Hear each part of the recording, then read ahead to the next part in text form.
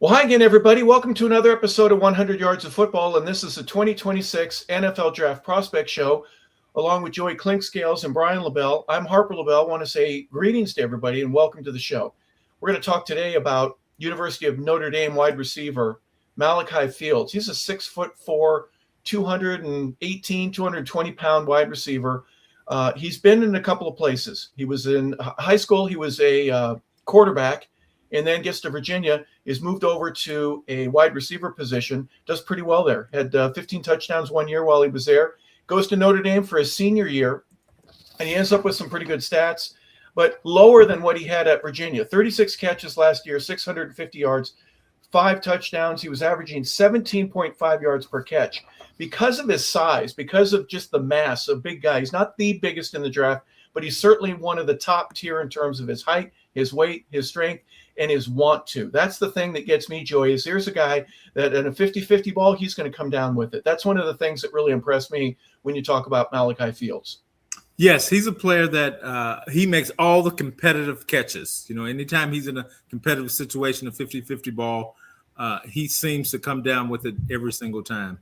He's a guy that I love his size. I love his strength. You know, I was questioning his ability to his quickness. That bothered me a little bit. I was trying to decide if he were quick enough in and out of his breaks. But then I saw some things from the Senior Bowl, some one-on-one from the Senior Bowl, and I saw his ability to get away from press at the line of scrimmage.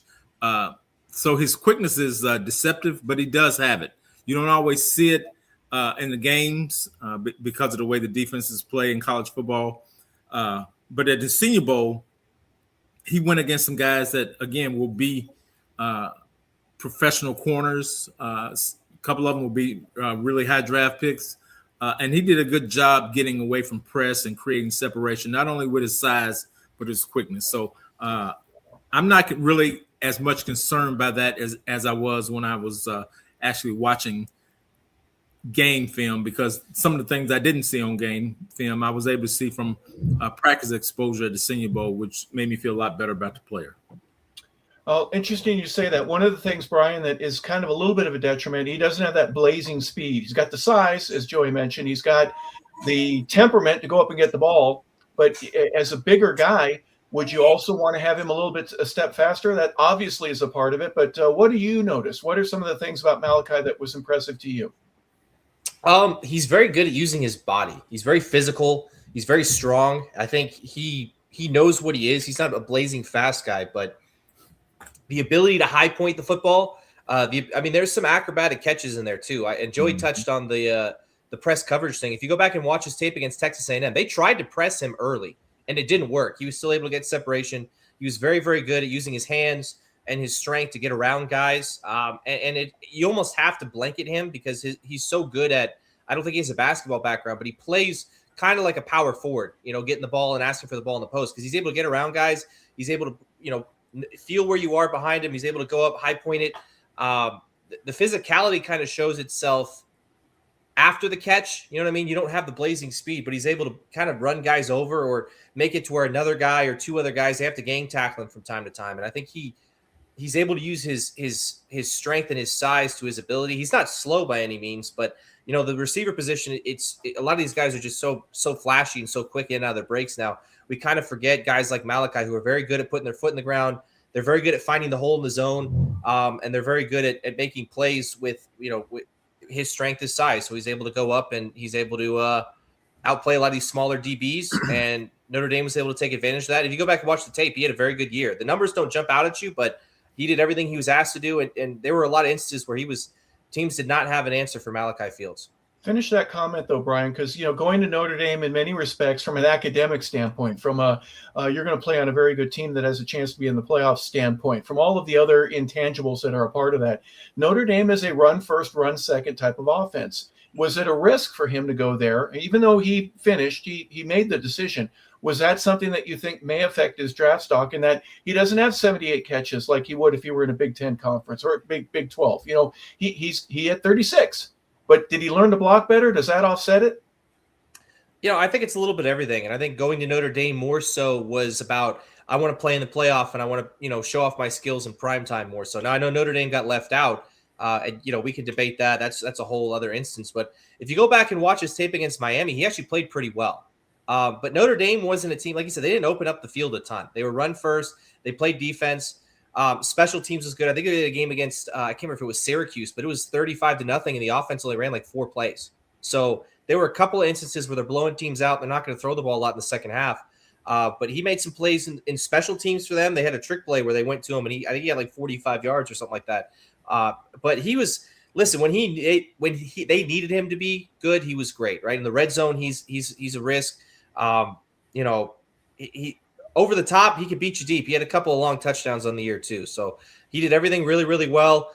And I think the blocking, everything was there, right? Notre Dame ran the ball well. And if you're going to run the ball well, especially outside, which you do from time to time, the wide receivers have to block. So he did everything right. The numbers aren't gaudy, but like Joey said, guys are going to look at the tape. They're going to look at what he did at the Senior Bowl.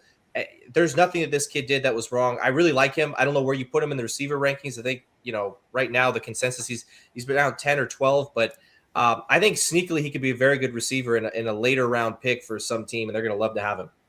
Well, Brian mentioned the film, Joey. You mentioned that a little bit earlier, the tape that you saw regarding the Senior Bowl. A lot of things to be able to notice and see how he compares to some of the best corners, like you were mentioning. What are some of the things that he needs to work on? Is there anything in particular that jumps out as like, man, he doesn't get separation as well as he probably should, at least not in this set of practices that they had all week? Are there other things that stick out in your mind's eye in terms of he's good, but there's a few things everybody has to work on? What are some of the things that Malachi has to, in terms of your eye and what you're able to notice? Well, the thing about Malachi is he's going to play like a big receiver. He's not going to play like a small receiver, so he's not going to be able to get in and out of routes as quickly as some other of the smaller guys. But for a big guy, again, he's 6'4", anywhere between 218 and 222, 223 is where I have him, and he's going to run, in the 4.5 neighborhood, 4.55, 4.5. The traditional route tree is really not run in the NFL much anymore. There are a few systems that run that. Outside of that, most of those teams don't. Now, what he is a traditional X. So he's a standalone receiver over there who can get away with different matchups because of his size, because of his body control, because of his physical play strength. At Notre Dame, he did some of that. They put him in motion a lot, and he was able to create separation in motion. And again, not running the traditional route tree. He's not going to run a lot of China routes. He's going to run a lot of corner routes from the slot position where he's in motion and do different things. Just get him on the move, get him matched up either versus a corner or a safety, and sometimes even a linebacker, depending on where you're coming from and the defense that's being run. So he will continue to do those things in pro football. So to say he just needs to become a more polished receiver, like they all do. But the things that he has, he offers some things from a size, strength perspective, and even a speed perspective that some receivers don't offer. I mean, he's again, God gifted him with being 6'4" and 220 pounds. I mean, he's if I'm going a long way back, he's similar size, if not a little bigger than Keyshawn Johnson kind of guy. And I would say he's got, and Keyshawn was the first pick of the draft, and this guy has similar body control, if not better body control. Hands are as good, if not better, than Keyshawn Johnson, and you can probably do a lot of the same things that you can do with him. And Keyshawn developed into a really, really good blocker, and this kid can block too. He has the size to do that. So I think this guy is going to be a fairly high pick, and when I say that, I mean he's going to be probably in the late second round kind of area. I can see him going there because I see a guy with a skill set that, again, is rare, being 6'4" and 220, running like he can run and doing some things. And he was really productive at Virginia. So the fact that he was less productive at Notre Dame than he was at Virginia doesn't bother me at all because the level of competition obviously went up. You playing in the ACC versus kind of an independent, and you playing a lot of different teams. So that didn't bother me at all because the skill set didn't change. I mean, production is one thing, but the skill set didn't change.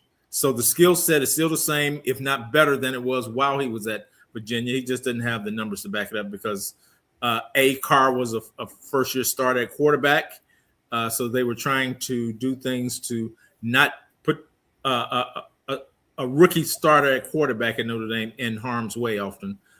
So everybody's numbers were down at Notre Dame with the exception of the running back because he's a stud.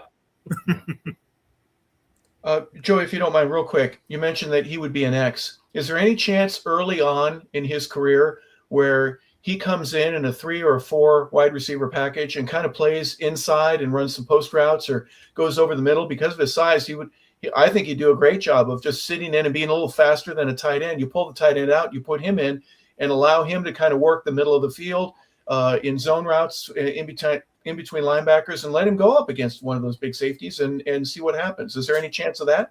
Well, again, all that's scheme dependent. So it depends on the scheme that he's fit into. I mean, some schemes don't run it that way. I mean, if you look at the way Seattle and New England run, they usually they have tight ends to do just that. That can also. So if you're putting this guy there at tight end, 90% of the time it's a pass. Some of these other guys that are natural tight ends that may run 4.55, 4.6, who can still do the same thing and still get a matchup advantage versus safeties and linebackers. You would do that. Now, if you're going empty, then you would do that. With no back, and you have 4 receivers on the field, then you might do it that way. But again, that's all scheme dependent. It depends on which scheme he's going into. But hypothetically, you're right. He could go in and do this and line up versus this guy and do this, but that's all scheme dependent. Yeah, and Brian, nothing against this is a young man that may not be your number 1 receiver when he comes out of training camp, but you mentioned earlier special teams, little things that you can do because of his size. He could be on punt block, he could be on kickoff return, even if he doesn't have the ball. He's got the ability to be another guy on your roster that fits in very well. But same question to you that I asked Joey. Do you see him as not a tight end replacement, but another guy a bigger body that can go in over the middle of the field as opposed to having one of the little bugs set down in between the linebackers on zone coverage and just catch the ball on 3rd and 7 and get 9 yards and get the first down? He did that on tape a lot, finding the open zone, you know what I mean, with a young quarterback and saying, hey, I'm going to get open. I'm going to sit down. Just find me, right? Feed me the ball. We don't need 30 yards, right? It's 3rd and 6. I just need to get to the sticks. I need to fall forward. He's very good at that. He did that a lot. He didn't have a ton of opportunities, but he showcased.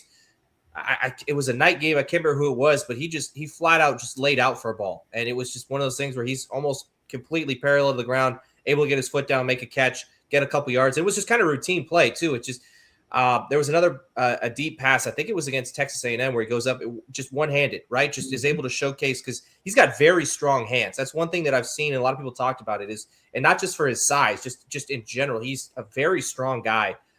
And he's very good at using his strength to his advantage. We kind of harped on his speed a little bit, but pad speed is something completely different. Right? We've seen guys like Cooper Kupp have tremendously long NFL careers, and people ragged on him early on and said, "Oh, well, they're not as fast as you like," or whatever it might be. But there's just everything he does is very crisp. It's very clean. At the next level, I don't know how great he'd be special teams wise, but I think everybody we talk to him, he works his tail off. He came to Notre Dame, no chip on his shoulder. He said, hey, if you want me to block, I'll block. I know we got Jeremiah Lovett running back, right? I know he's going to get 200 carries. Just whatever you need me to do to help win football games, that's what I'm willing and ready. And that kind of ties into what you're saying. He's whatever a team is going to ask of him, he's going to be more than ready to do it. Yeah, just for our viewing audience, let me say this right quick. Speed, when you're evaluating a wide receiver, speed is probably the 3rd or 4th critical factor down the list. Okay, so if you look at, and I've said this before, we're talking about some other guys. The guys that are in the Hall of Fame, very few of them are speed merchants. Larry Fitzgerald is going in the Hall of Fame. Great hands, really good route runner, tough, physical, was speed deficient. Jerry Rice, same way. I mean, you have a multitude of guys that are in the Hall of Fame that you wouldn't say were burners. And I think this guy will fit into that category. I mean, he's going to be Larry Fitzgerald's size almost exactly at 6'4", 220. 222. So speed is great to have. You know, you that's a God gift. You're blessed with speed. You can increase it a little bit. People go to these camps, they try to increase it, but you know, either you have it or you don't. But those other skills is what makes the great receivers: the hands, the body control, the ability the athletic ability. And when I say athletic ability, I'm not necessarily talking about speed. I'm talking about flexibility. I'm talking about his ability to sink. I'm talking about his body control. So those are the most important characteristics. And your football acumen, your knowledge of the game, your ability to know where to sit down in zones, your ability to read coverages as the ball is snapped, and you're running full speed to know if they're in man and they go to zone in the middle of your route, the route conversion. So those things are a lot more important than actually flat out speed. Because when you get into a camp, everybody can run. You don't have slow pokes there, else you wouldn't be there. So everybody can run, and then it's the other things that make you a quality wide receiver. Well, you mentioned Jerry Rice along with some others, and I remember watching Deion Sanders go against Jerry, and there's no way that Jerry is open and that the ball's going to come his way and that he's going to catch a pass, but he did all three of them. You know what I mean? It's just against one of the best corners in the world. And I got to watch Steve Largent my first year in the league. Mm-hmm. Yes, he could run, don't get me wrong, but he wasn't faster than hardly anybody. But he wasn't slow either. And he created separation. And he made you think he was going in when he was going out. And you'd go in, and then he would create separation and catch the ball. And that's what gets you in the Hall of Fame. 100 touchdowns will get you in the Hall of Fame. And that's exactly what Steve did. Joey, we'll go with you. Final thoughts real quick from you, and then we'll go with Brian. I really like this kid. I mean, this was my really first exposure to him. I like a lot of things. I like his physicality with the ball in the air. I like the fact that if it's a 50-50 ball, there's a 98% chance on a 50-50 ball that he's going to come down with the catch. I like that. I like his athletic ability for a big guy. And what I mean by that, again, some of the things I already talked about, his ability he's not a twitchy guy and not overly quick. He's subtly quick because you can see him versus press coverage do things that smaller guys can do. Not a guy you would think that's 6'4" to 220. But I really like this guy. I do think he'll end up being it depends on how well someone likes him. I can see this guy going in the second round for sure. I mean, he maybe third. I don't think he slips past the third, but I think he could be a second round receiver. Yeah. Brian, thoughts from you?